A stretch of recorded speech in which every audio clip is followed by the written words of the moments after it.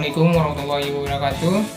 Perkenalkan, kami dari kelompok 2. Saya Amri Afriansa selaku moderator sekaligus pemateri pertama, dan rekan-rekan saya Eri Sundari sebagai pemateri kedua dan Amroini Zaida sebagai pemateri ketiga. Jadi tema atau pembahasan dari kelompok kami yaitu hubungan antara belajar dan motivasi.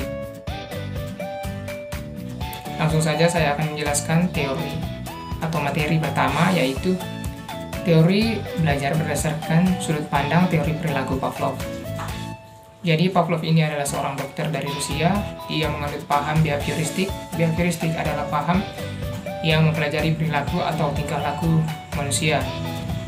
Adapun teori yang dikembangkan oleh Pavlov ini yaitu teori classical conditioning, di mana kita bisa menghasilkan suatu respon dengan cara menggabungkan dua stimulus, yaitu stimulus alami dan stimulus netral. Dan ada beberapa konsep yang terdapat di dalam teori tersebut. Yang pertama, akuisisi. Akuisisi adalah tahap awal pembelajaran. Tahap ini muncul ketika respon pertama kali muncul dan secara bertahap akan diperkuat. Yang kedua, extinction atau kepunahan adalah berkurangnya atau menghilangnya suatu respon yang telah dikondisikan.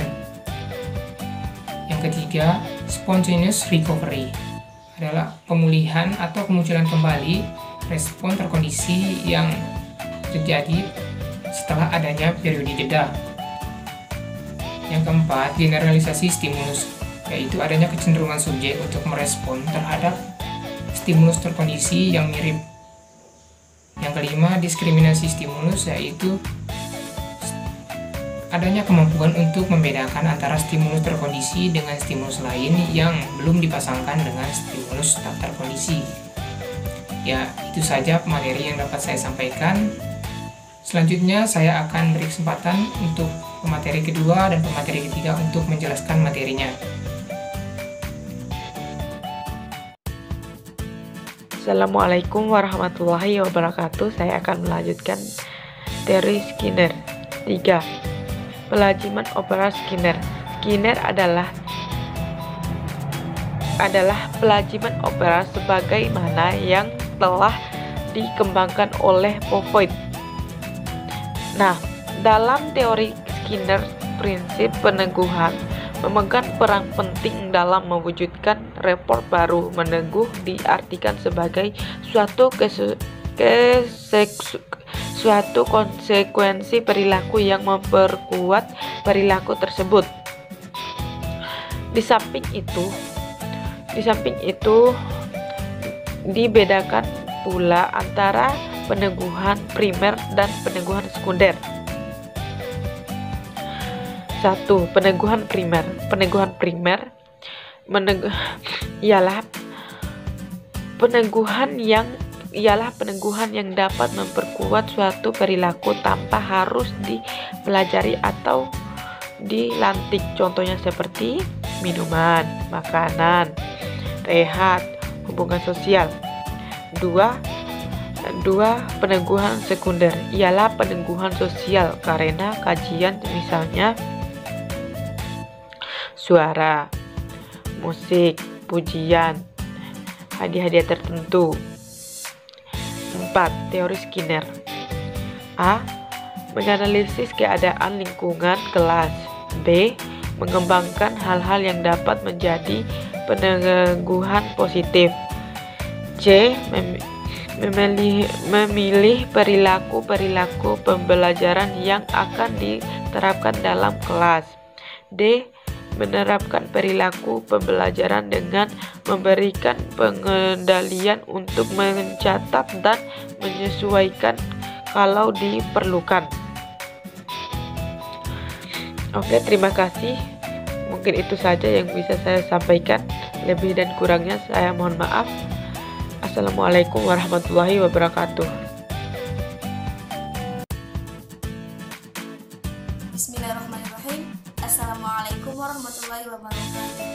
Perkenalkan, saya Amroini Zaida sebagai pemateri ketiga tentang teori Thorndike.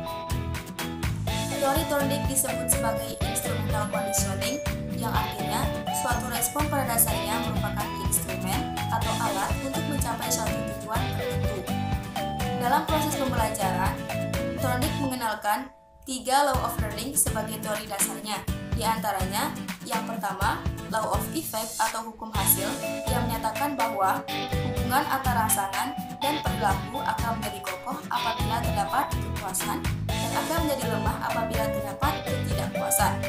Yang kedua, law of exercise, yaitu hukum latihan yang menyatakan bahwa hubungan antara rangsangan dan perilaku akan menjadi kokoh apabila sering dilakukan latihan. Yang ketiga, law of readiness atau hukum kesiapan yang menyatakan bahwa hubungan antara rangsangan dan perilaku akan menjadi kokoh apabila disertai dengan kesiapan individu.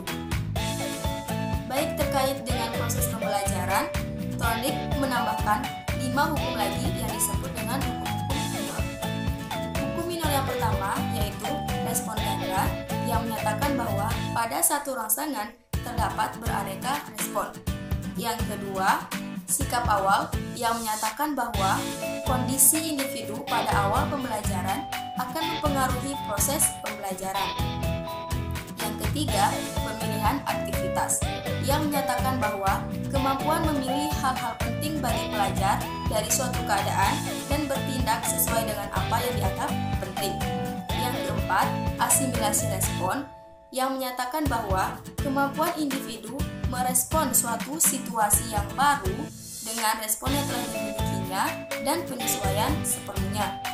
Kemudian yang kelima, yaitu perpindahan asosiatif yang menyatakan bahwa mengganti atau melanjutkan rangsangan sehingga respon dapat bersesuaian dengan rangsangan yang baru. Jadi, kesimpulannya, teori Thorndike ini membahas tentang rangsangan tertentu dan perilaku tertentu dalam proses pembelajaran. Mungkin hanya itu yang dapat saya sampaikan.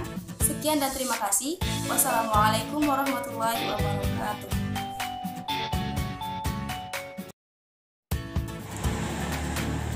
Nah, itulah tadi pembahasan materi dari kelompok kami.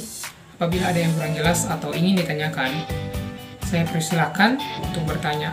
Tapi sebelumnya saya akan menutup video presentasi ini. Sekian, wassalamualaikum warahmatullahi wabarakatuh.